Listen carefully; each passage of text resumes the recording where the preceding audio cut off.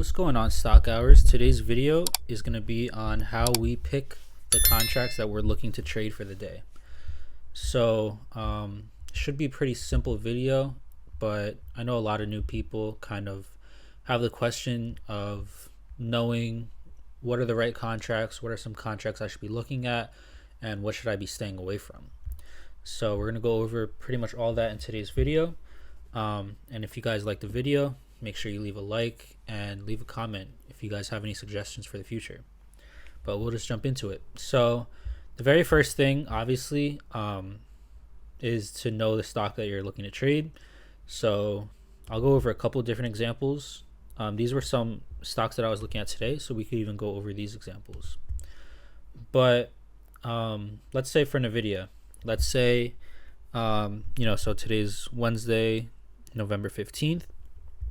So what we typically do is play the closest contracts to expiration.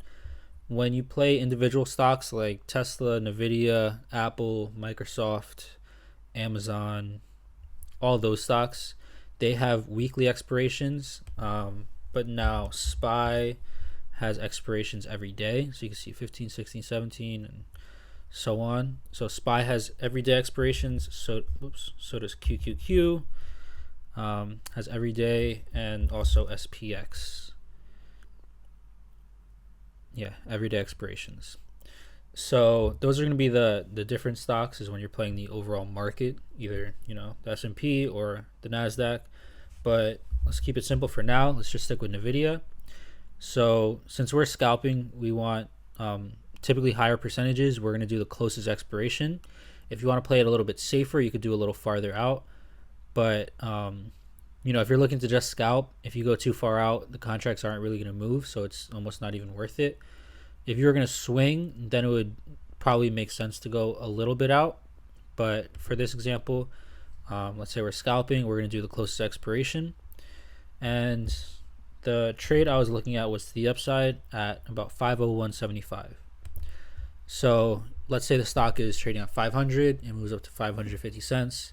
Moves up to 501, and now it's at 501.75. So I'm looking at upside, and let's say my target is 503. What I would be looking at are going to be contracts that are just out of the money. Let me do, because Nvidia actually fell a little bit, so these are farther out. But what I would look at is just out of the money with high volume and high open interest. So you can see that here. If you guys need, you can customize to add a couple more settings, but volume and open interest is going to be very important to see which contracts are going to have the tightest spread, the most liquidity, and usually the high volume, high open interest contracts are the ones that move the cleanest. So for playing 501.75, the 500s are already going to be in the money. So what's the next best one out of the money? And for this example, it's going to be 505s.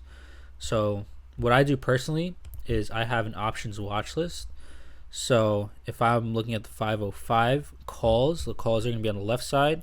If you're looking at upside, you're playing calls, and then the puts are on the right side. If you're looking at downside, puts are going to be what goes up in value.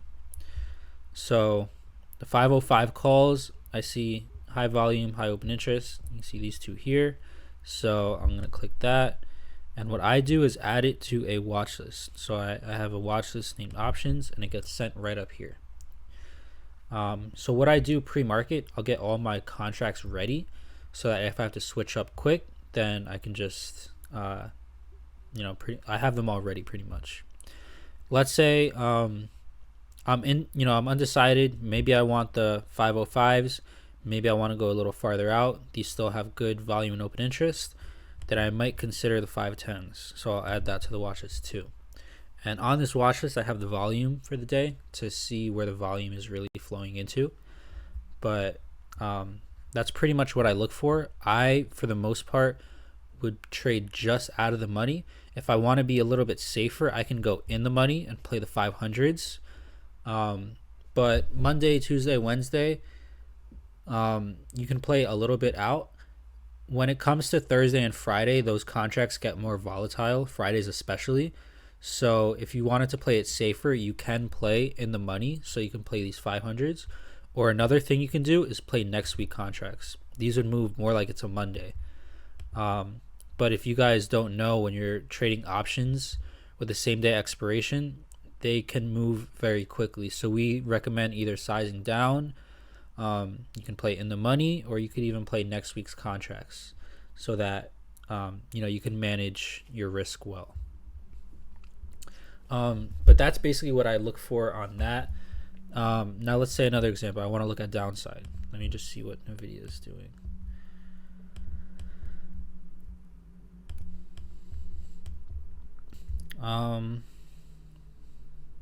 Let's just say, for example, we're trading at 489. If we break 48 to the downside, now this is a good trade, but for example, let's say if we break 48, I want to get in puts. What would I want to trade there?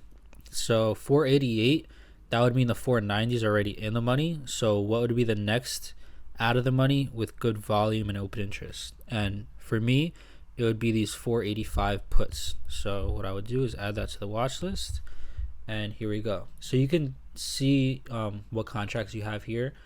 On the right is going to be the strike price, and then right next to that, it's either C or P, which indicates whether it's calls or puts. So these puts, I'll just click that if I want to play downside.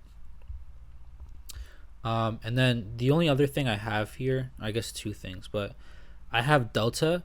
What the delta shows you is going to be about how much these contracts are going to move with a $1 move of the underlying stock. So let's say these 490 calls, for example. If Nvidia moves up by $1, these 490 calls should move about 48 cents. So just under 10%. 10% would be about 55 cents, since these are at $5.50. So right under 10%.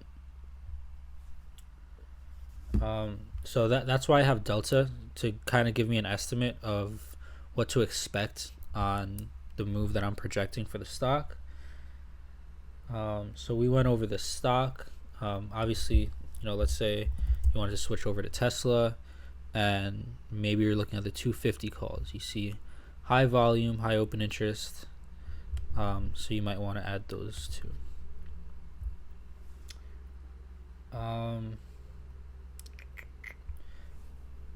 Okay, I guess, yeah, one more thing I do want to go over is going to be the implied volatility, which is going to be shown on the top right.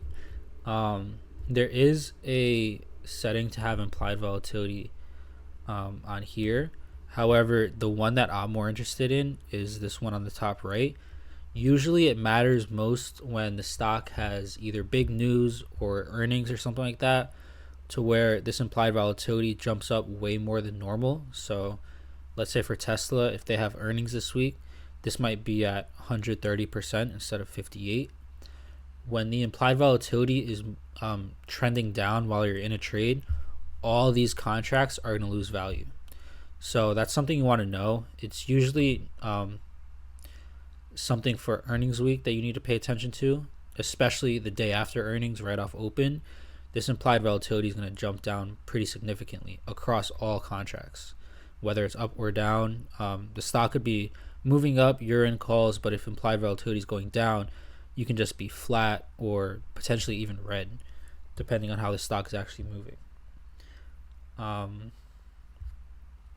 But the reason I have a watch list here and how I kind of use it quickly, so on TOS, you can link these watch lists to a number. So this option watch list is linked to 2. So let's come here and let's link this to 2. And all I have to do is basically just click a contract. So let's say I'm looking at the 410s, then I have the 410s open here. So if I want to just quickly execute, then or 510s, my bad. I could just buy market on these 510s. Let's say on the side we're talking about Tesla, so I just click that and it quickly switches out. And then all I have to do here is just switch to Tesla, and boom, I'm ready to go. But that's pretty much how to pick contracts on individual stocks. Now let's come to SPY, because this is a bit of a different example. Since we have same day expirations for every single day, these same days are going to move like it's a Friday for any regular stock. So if you were to play same days, we usually play in the money. They hold value better because, for example, let's say you're playing out of the money on same day contracts, and let's say the stock closes to where these are out of the money. All these contracts are going to close at $0. So they're going to lose 100% of their value. If it closes in the money, it will retain some value.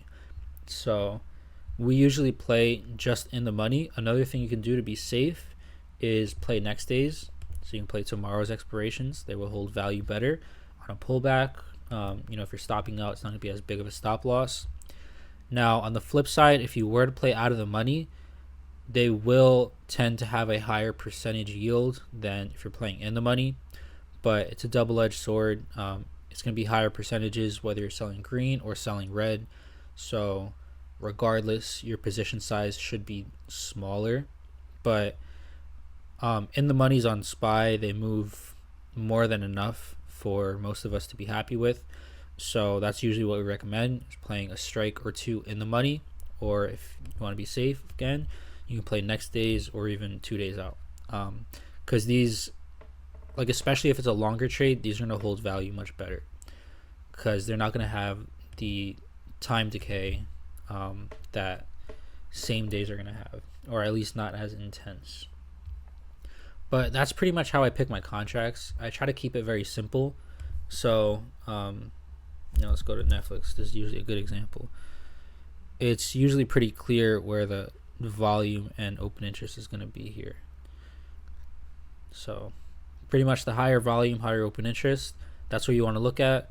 You want to make sure the bid and the ask has a pretty tight spread. You don't want to have a 20% spread to where when you buy a market right off rip, you're down 20%. That's what you want to stay away from. But if there's high volume and high open interest, the spread is usually tight. When you come to a stock that is not traded as heavily, doesn't have as much liquidity, then you might see a bigger spread. So let's say here on BA, it's obviously a less traded name for stock hours. We do occasionally trade it, but something like this is a pretty decent spread from 213 to 197. So if let me see just what that is actually. That's in 7.5% spread. So if you're gonna stop out of your position, then it's gonna be a pretty significant stop loss. So if you were to trade something like this, at the very least, go in with light size.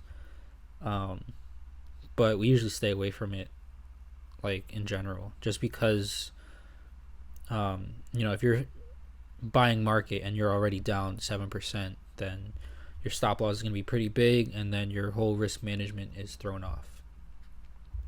But that's basically what I look for. So you start off by picking your stock. After that, you go to the expirations you want to choose. Most of the stocks that we trade, we do closest expiration. If it's later in the day and we're trading SPY, we'll probably do next day. Then after that, we're going to go with the strike price. So to choose the strike price is going to be basically where is the stock trading at, and then where is the volume that's closest to where the stock is trading at. Usually right out of the money with high volume is what we look for. If it's SPY, pretty much they all have very good volume. So just let me show you. If you look at the volume here, this is like way more than enough. You could pick any one of these strikes and have very good volume, very tight spreads. So that's not really anything to worry about there. So strike price. One more thing I do want to mention actually. So let's say you're playing Tesla on a Friday. If you're trading out of the money, and then you get stopped out, the stop loss is going to be very wide. So the later in the week, we try to play closer to where the stock is trading at. Even if the volume here is way higher than, the 245s, for example, we would try to stick to right at the money on a Friday or even Thursdays. Just because the stop loss, when you get farther out of the money on Fridays or even Thursdays, is going to be way higher than, on a Monday or Tuesday. And yeah, so that's basically everything I look for. So I try to keep it pretty simple. And then this is the trick. So I get all my contracts ready pre-market, so that when we're actually trading, I can just quickly switch between stocks and basically have everything ready. But hopefully you guys enjoyed the video. If you like it, make sure you leave a like, leave a comment, let us know what you guys want to see. We're always looking for new things to post. But that's pretty much it for me today. So hope you guys have a good day. Peace.